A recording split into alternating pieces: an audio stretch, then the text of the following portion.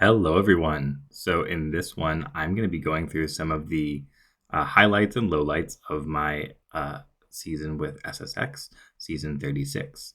So as you can see here, I'm giving you a teaser of what my Alliance War season was like. It was a lot of Angela. It was a lot of Path 9.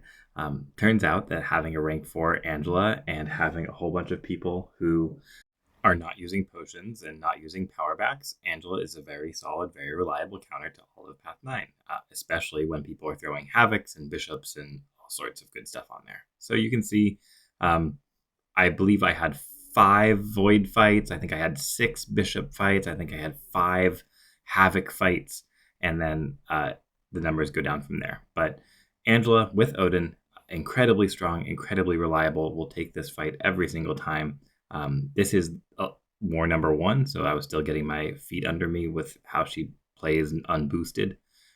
But yeah, really not a problem to keep taking these fights. So here is what I thought was the coolest fight. Now you will notice she did not have full health when I came into this fight, and I have 40% health. Why is that, you might ask? Well, the first time I went into this fight, she was just so aggressive, and I did not know what to do. And taking a step back, I realized actually, even though this is on one eye open, Hazard Shift, Shock and Bleed, one eye open, I actually can parry here. So I came in with a strategy the second time around of, okay, if she's starting to back me up, parry. And you'll see the 18-second death that I had the first time around. It was not great. Anyway, this is actually really good placement on this lane. A lot of people are going to come in here with Kingpin or with Angela or with CGR Corvus. Like, there are all sorts of counters to this lane, but you really need a nullifier or a neutralizer on this lane in order to feel really comfortable. So I had the brilliant idea of, what if I take my rank 4 Valkyrie into this fight and I only hit her on the block? And I proved it out in duels. I proved it out in some content. And I was like, I got this. If I can just hit her block, I can get this. And the answer is, yeah, you can. It helps to wait out the transmutation, because otherwise you're just sort of like, you're sort of just wasting energy. But once you get up to those 3 pierce charges and Valkyrie starts inflicting her bleeds that you can see there, that's pretty good damage. This is not a short fight by any means. But if I managed to get to the special 2, then it would have been even better. I'm not going to, but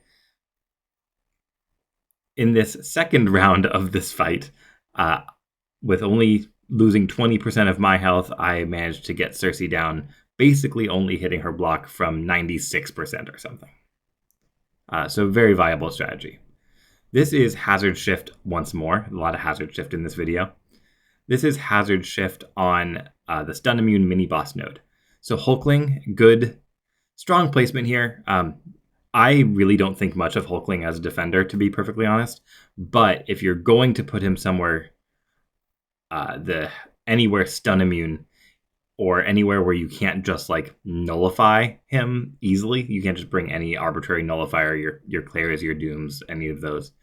Anywhere you can't bring one of those is going to be a better place for him than you would otherwise think. So the only thing that Hulkling really takes away here is being able to heavy bait. So you can't just sit there blocking, because he will go unblockable. He also makes this fight very long. I think I calculated that over the course of this fight, he got about an extra 60% health over the course of the entire fight from his regenerations. But his specials are very easy to dex, so that's not a big deal. His damage output is largely based on his pierce charges, so even as long as he doesn't have too many of those up, you can take a couple hits on the block. Things you have to watch out for: he is going to go indestructible. You don't want to do things like throwing your SP3 while he's indestructible. You also might want to consider throwing your specials more often. With the Sick and Tired node, Angela has access to a heal block basically after every single special, so that's fine. Other things that you could do to make this fight even safer, throw on suicides. Angela is incredibly suicide friendly. She actually basically heals from suicides because she takes damage, but she heals from willpower, but then she still gets a regeneration buff for every 5% health she loses, even though she's healed it through willpower. So she net heals through suicides over time. And you can see here, like 18,000 medium crit. In other fights, that would be pretty darn good. In this fight, it's not quite as, doesn't feel quite as strong because Hulkling is just so beefy. And by beefy, I really mean he has so much regeneration throughout this fight. But you just gotta get him down. That was probably not a good idea there, throwing into the indestructible. But keep him backed up. Don't let him pin you in the corner, and you should be just fine.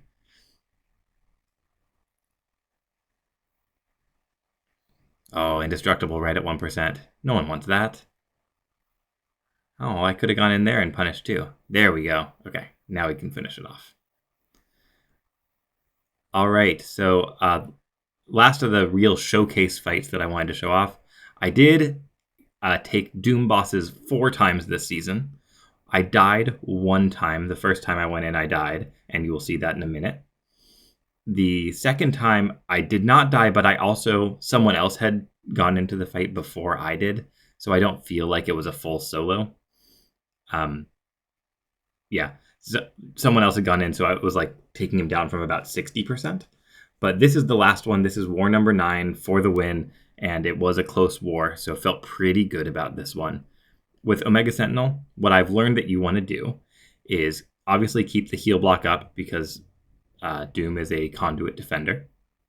But it's really not worth it to throw the special 2s in this fight. This fight is going to be fairly long in the scheme of war fights, and it's really just not worth it to try to get 2 or 3 incinerates off of the SP2 when you can get 6 incinerates off of the special 3.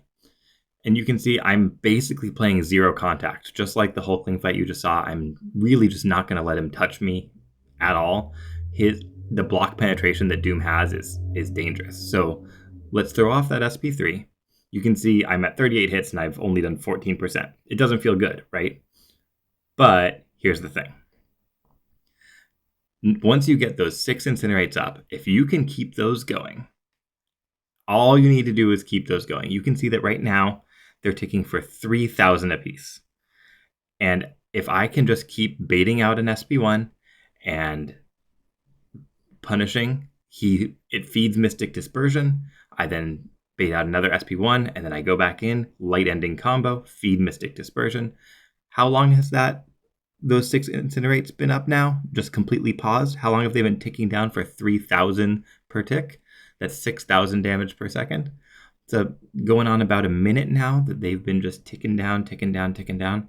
I probably could safely throw the special 2 here, but I didn't see a reason to risk it. I was in a flow, feeding Mystic Dispersion. The one thing there is it didn't quite get back to the special 1, so I had to go back in. But as long as you can avoid getting a Doom slap to the face, you should be good. I actually regretted throwing this special. The incinerates would have killed him before faster, but also it's just riskier. If that hadn't killed him, yes, there would have been 12 incinerates, but if I did something or my game bugged out or something when I came out of there, it could have been pretty dangerous. Anyway, that is one of 3 Doom kills that I got this season. So now let's watch the deaths.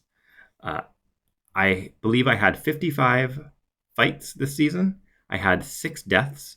Of those, I consider a couple of those absolute stupidity, and I consider a couple of those just, factors of not using potions this season.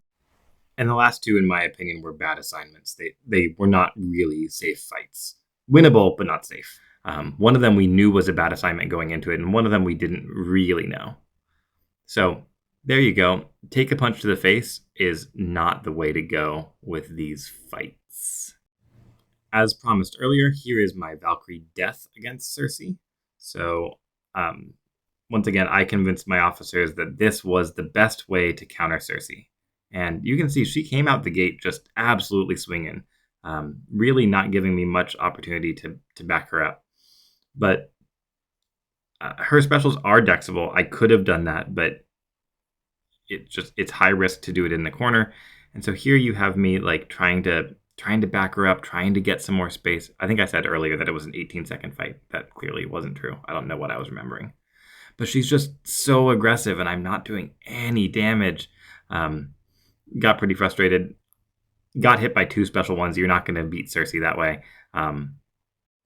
So moving into the next one, this is Torch on node 21. That's the shared hazard shift fight in section 1. This Torch poses absolutely no threat. This is my stupidest death of the season. It's just like, it's straight up poor play. Yeah, there was some extra damage from Incinerates that I didn't realize was going to happen. But, whatever. Angela can fully block his specials into the block, and it shouldn't matter. But of course, I tried a dex. But more importantly, I tried this. That entire time I was running, I was like, he's going to parry me, he's going to parry me, he's going to parry me. And then he parried me. This fight is absolutely a fight where I lost because of no potions. You can see I went into this fight with 6% health. There's absolutely no way I win this fight. But this is the game that we're playing this season, no potions. So how well can we do? And to be honest, there are a couple other compounding factors here, right? So I don't know if this person is running deep wounds or was running deep wounds when he placed. But if he was running deep wounds, I actually can't even hit into him during the bleed phase, because even a little tiny bit of damage from deep wounds here will almost certainly instantly kill me.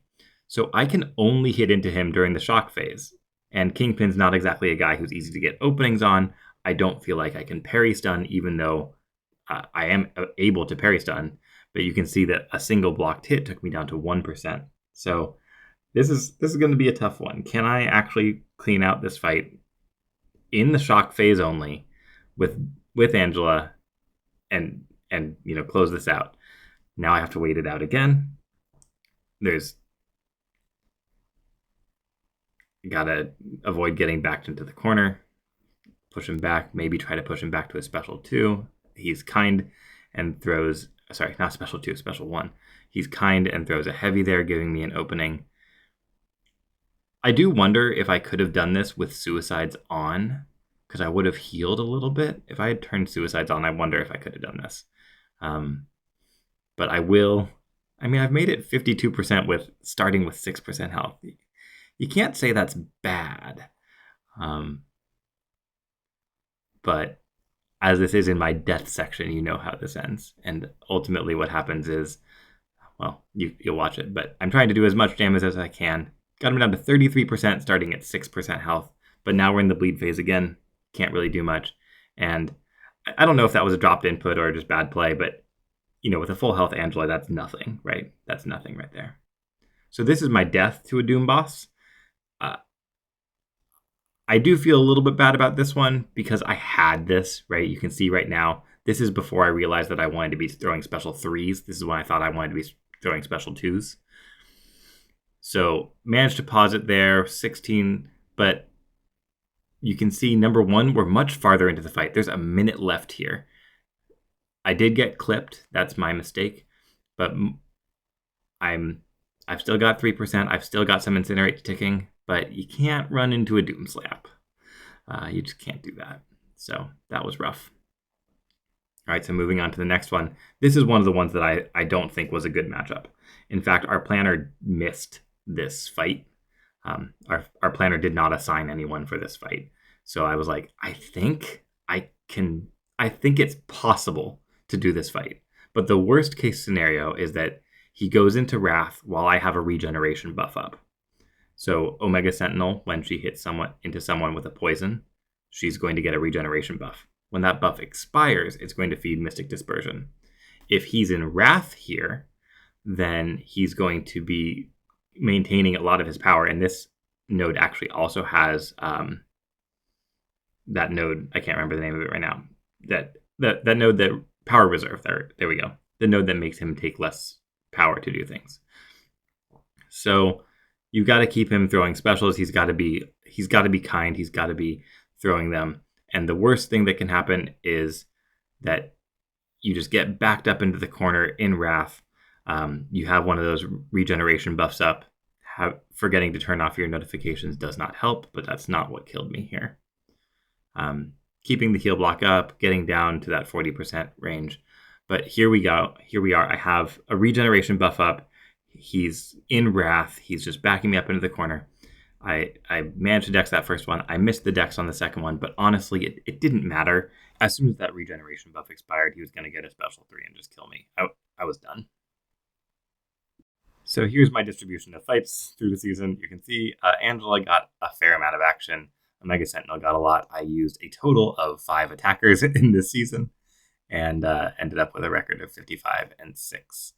I suppose I should be honest and say I actually did die a couple more times, actually like 15 more times, but they were once all of the attack bonus were gone. We had a boss that we missed an assignment on, and we're just sending people at. So I suppose my record's something like 55 and 21, but we're not going to count those ones that didn't actually sacrifice any attack bonus. That's it. Thank you.